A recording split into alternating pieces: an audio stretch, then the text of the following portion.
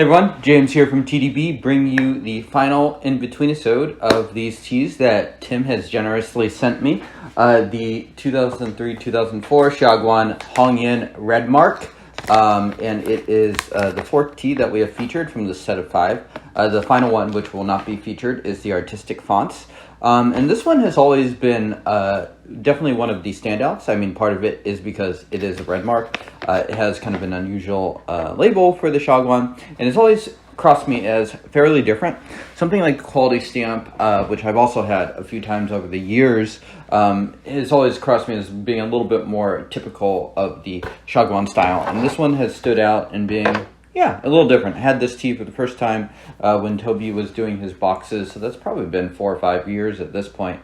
Wow, okay, but I did like the tea then. I thought this was one of the better teas of the set. When I went through these teas again, I thought this one stood out. I'm not going to say it's head and shoulders above the rest. I think the quality of the set is generally quite good, but I do think this one is a little bit better than those. And also an interesting contrast. These teas all are done in kind of that factory tea style, but they're all a little bit different and a little distinct. And I think this one definitely fits the bill in that sense too. So I am filming this the next week. I had to film some episodes, and so just didn't get to filming this kind of in sequence, but you know, they're still relatively fresh in memory. So going to be thinking specifically in contrast versus the quality stamp, as well as the grade A and grade B blue marks and the 8653 that I had kind of as a reference before starting this tasting project.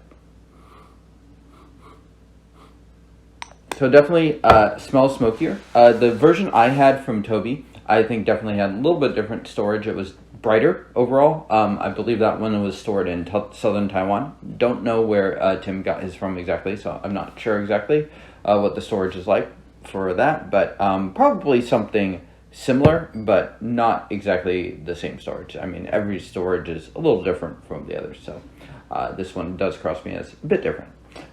Cheers.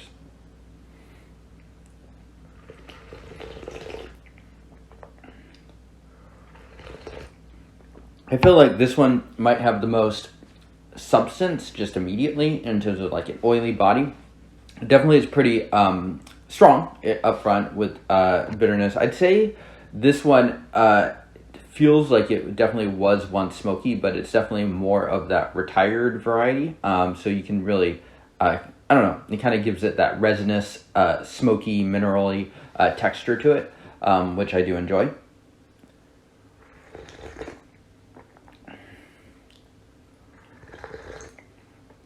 Definitely still pretty sharp. I would say similar to the grade A blue mark. This one clearly has some room to mellow out over the years. Probably something best consumed, or at least maybe getting closer to its peak in maybe 10 or 15 years is what I would guess. But it really does have this kind of retired smoke sweetness to it. A little bit less, a little bit in the barbecue vein, but a little bit less than perhaps some of those other teas too. And then we're also going to pay attention to kind of this returning sweetness, this way gone in the throat and in the mouth. Yeah, so that was steep number 2. This is steep number 3. Might make steep number 4 here too. And I do feel like similar to, which one was that?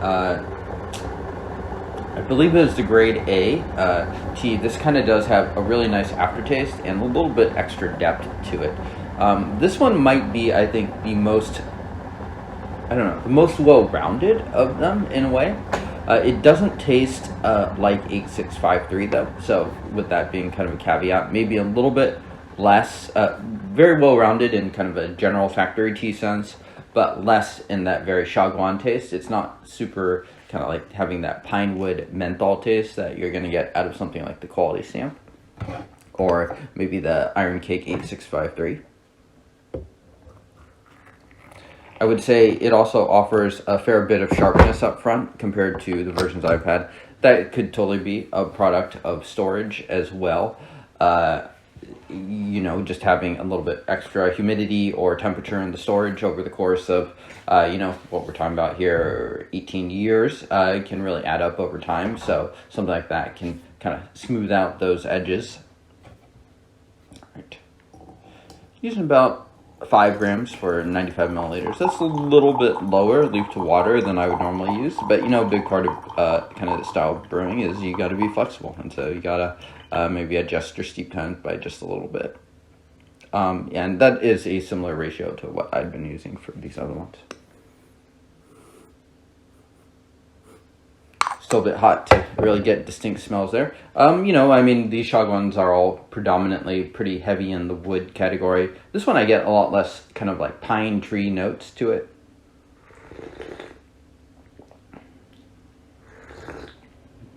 But this one really just has a nice, substantial, lightly, maybe 25% oily body to it. That makes it just feel just, I don't know. I mean, all of these teas could be described as robust, but it feels very sturdy.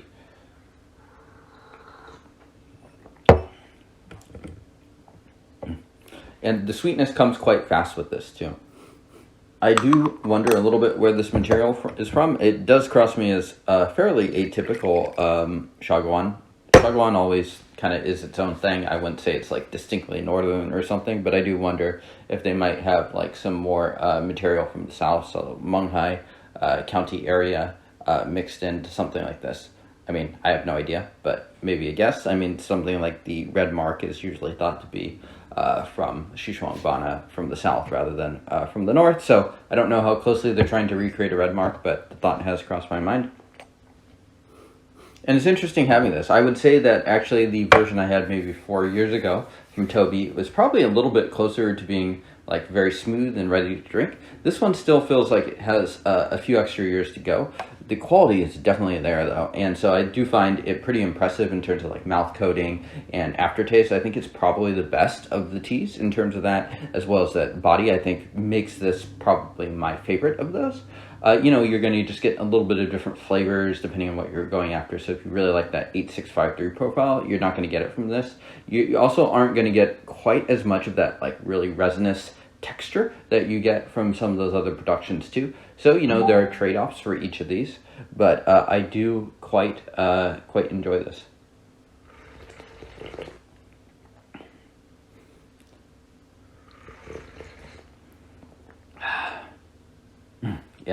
Yeah. So this is quite good. I will say it seems very steady, steep in, steep out. So I'd say each steep has been approximately the same here. Getting just very nice, robust brews. If anything, I think I may have oversteeped this just a little bit. I think probably would have harshed out some of the sharper edges if I had held back. So gonna give this a 6.8 rating. I think it is a damn solid tea. And if you do ever get the chance to try out this early set of teas like I have here, please do take that opportunity.